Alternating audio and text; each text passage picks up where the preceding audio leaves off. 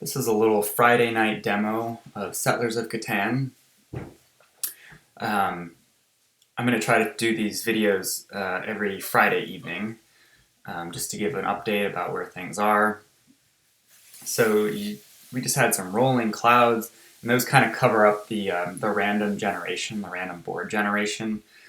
All the tiles get laid down randomly, and the tokens are placed down in this kind of spiral order in the way that you're supposed to put them down. And normally, I'll point out a couple of other things here. This is the achievements section. Once these two cards go to players, then this whole little area will disappear. And then we've got some public notices. This is a little clunky, but I'm just using it to kind of give players a heads up about where the game is and how they can push things forward. Normally, during this phase of the game, players would be signing in with their mobile devices. They register and sign into a session via their mobile device, but I'm just going to fake that by creating a couple players here. And then when we hit start game, we've got these player cards, and players are supposed to find their name and then drag the card over to the side of the table where they're sitting. So let me just drag these guys over here. And oops, look at that. I accidentally left an arrow graphic in there. Please don't pay any attention to that. Okay, so we've got these little pouches here, which are, this is where players drag their icons or their resources when they get resources. And now all the players have their first settlement. Normally in the game, you roll to see who goes first for the setup phase, and then you go clockwise. Everybody puts down a road and settlement going clockwise, and then counterclockwise, everybody puts down their second road and settlement, and that's the way it's going to proceed. Right now, I'm just giving everybody everything just to kind of speed up the setup phase a little bit. You can kind of see these settlements kind of snap into place at intersections where they can be placed down. So you kind of see it snap when it falls into place. There'll probably be some little GUI thing that says, like, are you sure you want to put that down there? Again, I'm leaving some of that out just for this demo and because I'm doing some things kind of in a rush for debugging. And I'm sure I'm not placing these settlements in the most strategic areas. I'm just trying to give a demo of how things kind of snap into place. You can see, like I can't put a settlement, it won't snap into place. I can't put a settlement that's only one road segment away, but I can put one down that's 2 away from anything else. And our final settlement, oops, I'll put it over there. Easy access to the harbor. The harbors right now, they know about their item specialty or their resource specialty, but I still need to get a graphic in there so that the players can see what these harbors specialize in. And the harbors, just like the hex tiles and the number tokens, are placed down randomly. Just like the settlements, you can kind of see here the roads snap into place where they can be placed down. So, this green road segment will not snap into place around any other color except for green. So there's that. We might have to experiment a little bit with the size of these road segments because they're a little bit small to have underneath the tip of your finger.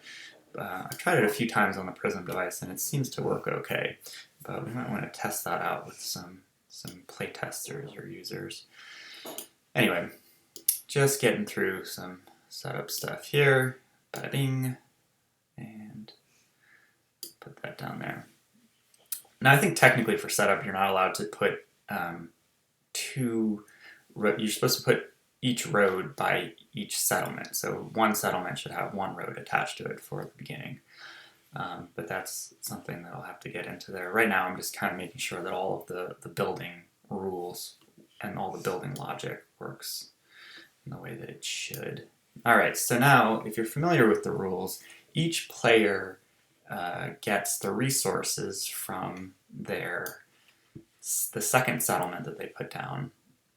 And it looks like we've generated a lot of resources off of those second settlements.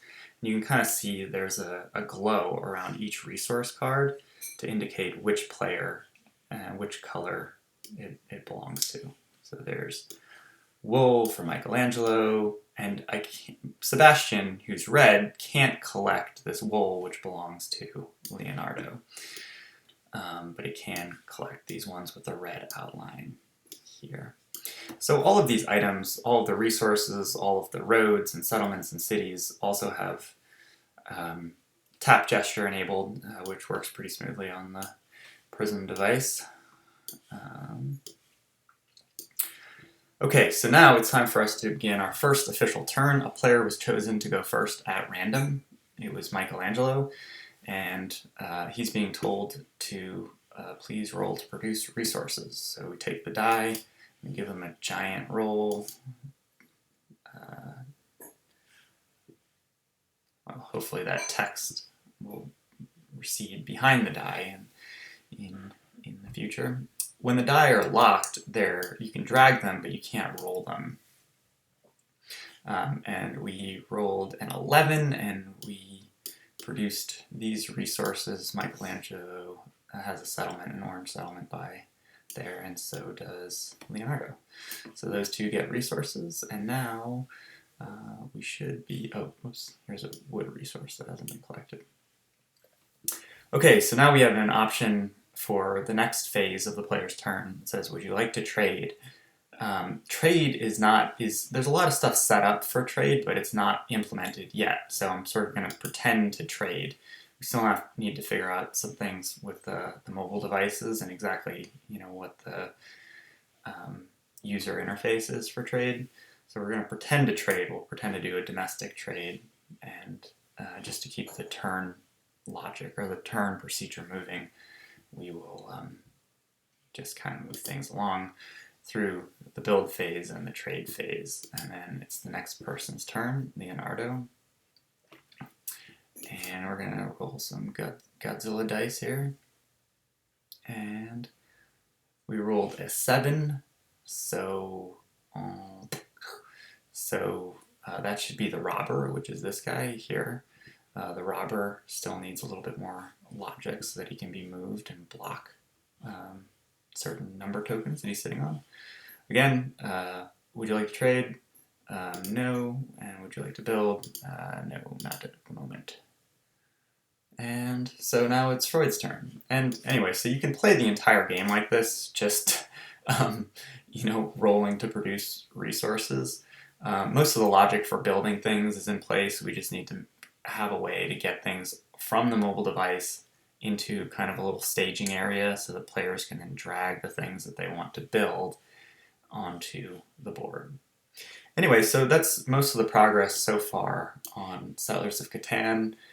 I think the game is in a really good place right now for feedback. I think I waited too long on King of Tokyo to get feedback, so I'd really like to get all sorts of thoughts and opinions at this stage so that I can really incorporate those into finalizing the game, doing the build phase and the trading phase. I think most of next week will be dedicated towards making the trade feel really nice and work well. Anyway, that's it. Let me know your thoughts. Keep the feedback coming. Thank you.